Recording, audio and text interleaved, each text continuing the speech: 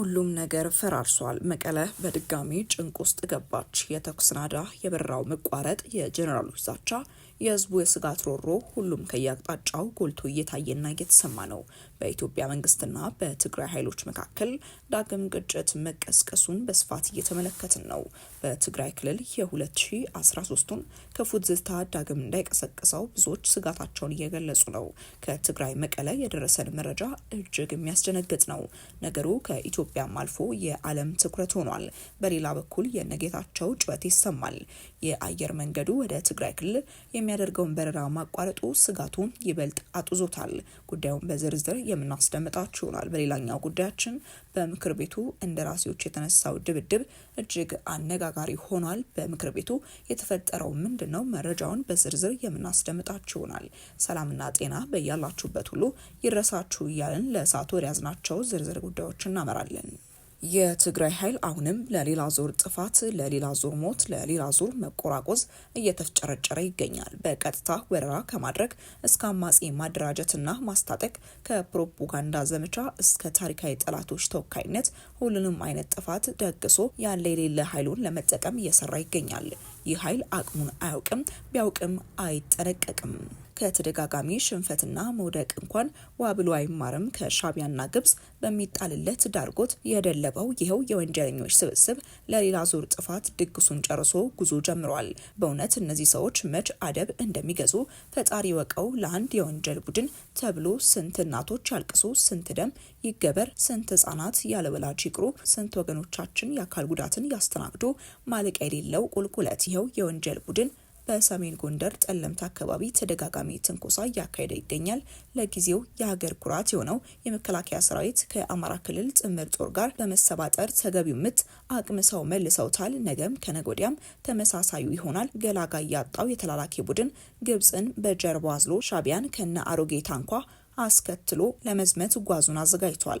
የሻቢያ አሮጌ ታንክና አሮጌ ሚግ 21 የትም የማያደርስ እንደሆነ ቢታወቅም የብዙ ወገኖቻችን ህይወት መቀጠፉ ግን የማይቀር ሆኗል። በእጅጉ ያሳዝናል። ሻቢያና ወያኔ ላይ መንግስት ተገቢውን ሁሉ ትዕግስት አሳይቷል። ከዚህ በኋላ ግን ማጣፊያው የሚያድራችሁ መሆኑን ለማወቅ የፖለቲካ ነቢይ መሆን አይጠይቅም።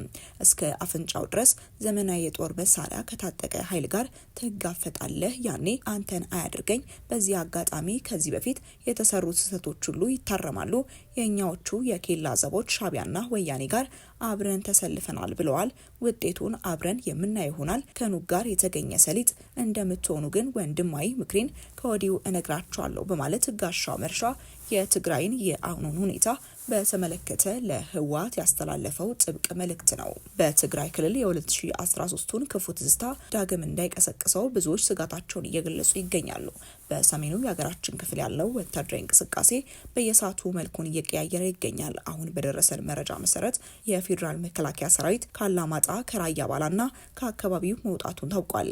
ይህ እርምጃ በራያ ግንባር ላይ አዲስ ወታደራዊ እውነታን እየፈጠረም ይገኛል። የሰሞኑ ዋና ዋና ክስተቶች የራያ መስመር የመከላከያ ሰራዊት ካላማጣና ከራያ ባላ መውጣቱ እንዲሁም የትግራይ ኃይሎች በብዛት መታየታቸውን ተከትሎ አካባቢው በከፍተኛ ወታደራዊ ውጥረት ውስጥ ሆኖ ይገኛል። የኢትዮጵያ አየር መንገድ ወደ መቀለ የሚያደርገውን በረራ በድንገት ማቋረጡ ለጦርነቱ ስጋት ትልቅ ማሳያም ሆኗል። በጸለምቴ አቅጣጫዎች በሰው ኃይልና በድሮን የታገዘ ውጊያ መቀጠሉ የሚታወስ ሲሆን የሽረ ማይጸብሪ መንገድም መዘጋቱም ተገልጿል።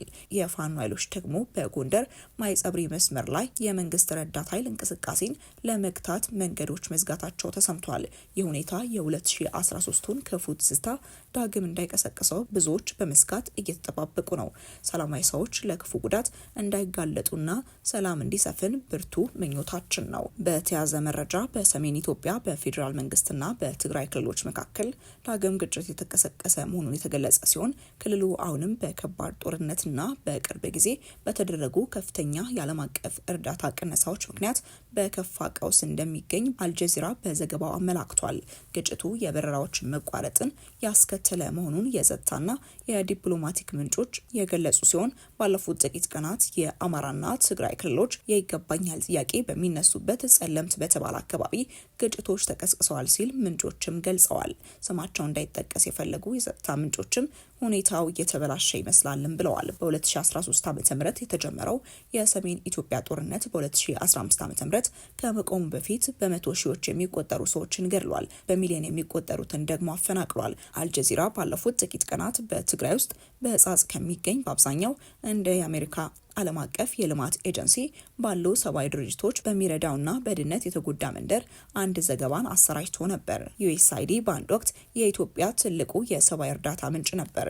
ነገር ግን ይህ ሁኔታ ከአንድ ዓመት በፊት የአሜሪካው ፕሬዝዳንት ዶናልድ ትራምፕ ስልጣን ሲይዙና ወዲያውኑ የኤጀንሲውን ስራ ሲያፈርሱ እንዲሁም በመላው ዓለም ያለውን የገንዘብ ድጋፍ ሲያቋርጡ በድንገት ተለውጧል። በትግራይ የዓለም የምግብ ፕሮግራምን ጨምሮ ሰብአዊ ድርጅቶች እስከ 80 በመቶ የሚሆነው ህዝብም የአስቸኳይ ጊዜ ድጋፍ ያስፈልገዋል ይላሉ። ነገር ግን ዩኤስአይዲ የገንዘብ ቅነሳ ማለት በአጠቃላይ የሚገኘው የሰብአዊ እርዳታ የገንዘብ መጠን አነስተኛ ነው ማለት ነው። ስለሆነም የቀረው ገንዘብ ብዙ ጊዜ የከፋ አስቸኳይ ሁኔታ እንዳሉባቸው ወደሚታሰቡ የዓለም የግጭት ቀጠናዎች እና ትኩስ ስፍራዎች ይተላለፋልም ብሎም ነበር። ከትራምፕ ውሳኔ በፊት ከሳራ በታች ባለው አፍሪካ የዩኤስኤአይዲ የገንዘብ ድጋፍ ትልቁ ተቀባይ በነበረችው ኢትዮጵያ ውስጥ የገንዘብ እጥረቱ ወሳኝ የሆኑ ክፍተቶችን የፈጠረ ሲሆን በሌሎች ድርጅቶች ላይም ተጨማሪ ጫናን አሳርፏል። በትግራይ የለጋሾች የገንዘብ ድጋፍ ቅነሳ ቀድሞውንም ደካማ በሆነው የህዝብ ጤና ስርዓት ላይ ተጨማሪ ጫናን ፈጥሯል ሲሉ በኢትዮጵያ የድንበር የለሽ ሐኪሞች ቡድን ኃላፊ ምንም እንኳን አልጀዚራ ይህንን ዘገባ ቢያሰራጭም ከፌዴራሉ መንግስትም ሆነ ከትግራይ ክልል ጊዜያዊ አስተዳደር በኩል ግጭቱን በተመለከተ የወጣ መግለጫን አልተመለከትንም። ህወሓት ግን ስለዚህ ጉዳይ በተደጋጋሚ መናገሩን ቀጥሏል። የስምረት ፓርቲ ግን ስለዚህ ጉዳይ በተደጋጋሚ መናገሩን ቀጥሏል። በመግለጫውም እንዲህ ብሏል። የስምረት ፓርቲ ባወጣው መግለጫ የህወሓት አመራር የፕሪቶሪያውን የሰላም ስምምነት በይፋ መጣሱንና ወደ ግልጽ ጦርነት መሸጋገሩን አስታውቆ ቡድኑ የትግራይን ህዝብ የፍትህና የመብት ጥያቄዎች ለጠበበ የፖለቲካ አጀንዳው መሸፈኛ እያደረገ ነው ሲል ፓርቲው ወንጅሏል። ቡድኑ በዚህ ሳምንት በጸለምት አቅጣጫ የጦርነት ትንኮሳ መጀመሩና ይህም የድሃ ልጆችን ለጥይት ራት የሚያደርግ ታሪክ ይቅር የማይለው ስህተት መሆኑን ፓርቲው ገልጿል። ከሻቢያ ጋር የተመሰረተውን ጥምረት በተመለከተም ህወሓት ከተጠያቂነት ለማምለጥ ሲል ከሻቢያ ጋር በሚስጥር በመላላክና በመተባበር የፕሪቶሪያን ውል አፍርሶ ቀጠናውን ወደ እውከት እየመራው መሆኑን ስምረት ፓርቲ በመግለጫው ላይ ጠቁሟል። እስከ አማራና አፋር ክልሎች የሚደርስ መጠነ ሰፊ ጥቃት ለመሰንዘር ዝግጅቱን ማጠናቀቁና ቀደም ብሎ ደብቋቸው የነበሩ ከባድ መሳሪያዎችን እያወጣ መሆኑን በመግለጫው ላይ ጠቅሷል። ለጦርነት ዝግጅት እንዲረዳው በማዕድንና በተፈጥሮ ሀብቶች ላይ ዝርፊያ እያካሄደ መሆኑን አንዳንድ ባለሀብቶች በዚህ ወንጀል እየተሳተፉ መሆኑን ፓርቲውም ገልጿል።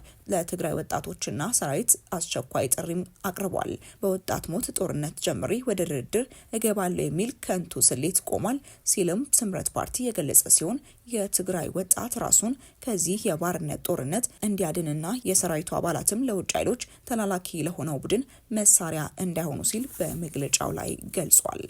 በተጨማሪም የኢትዮጵያ አየር መንገድ ወደ ትግራይ ክልል ከተሞች የነበረውን የዕለቱን በረራ ማቋረጡን ተከትሎ ስጋት እንደገባቸው የመቀለ ነዋሪዎች ተናግረዋል። ነዋሪዎቹ እንደተናገሩትም በትግራይና የአማራ ክልል አጎራባች አካባቢዎች ግጭት መቀስቀሱ አሳሳቢም ሆኖባቸዋል። የመቀለ ከተማ ነዋሪዎችም የስጋት እጅግ እንዳስጨነቃቸው ገልጸዋል። በትግራይ መቀለ አሁን ላይ በርካታ ባንኮች በህዝብ ሰልፍ ተጨናንቀዋል። ህዝቡ ያለውን ሀብት ሁሉ ከባንኮችም ለማውጣትም በከፍተኛ ሰልፍ ባንኮችን አጨናንቆም የሚያሳዩ ቪዲዮዎች በስፋት እየተሰራጩ ይገኛሉ። ወደ ቀጣይ ጉዳያችን ስናመራ የሶማሊያ ምክር ቤት እንደራሴዎች ድብድብ እጅግ እያነጋገረ ይገኛል።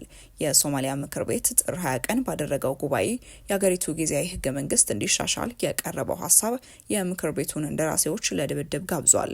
የህገ መንግስቱን መሻሻል በሚፈልጉ በገዢው ፓርቲና ህገ መንግስቱ መሻሻሉን በሚቃወሙ በተቃዋሚ እንደራሴዎች መካከል በተነሳው ጠብ ምክንያት ጉባኤው ተቋርጧል። ሶማሊያ ከ204 ጀምሮ ጊዜያዊ ህገ መንግስትን ያላት ከ4 ዓመት በፊት ህገ መንግስቱን ለማሻሻል የተደረገው ተመሳሳይ ሙከራ የተኩስ ልውውጥ አስከትሎም እንደነበርም ተመልክተናል። ወደ ተመልካቾቻችን ለሰዓቱ የነበረን መረጃ ይህንን ይመስል ነበር። አብራችሁን ስለነበራችሁ እጅግ አድርገን እናመሰግናለን። በቀጣይ እስክንገናኝ ድረስ መልካም ቆይታ።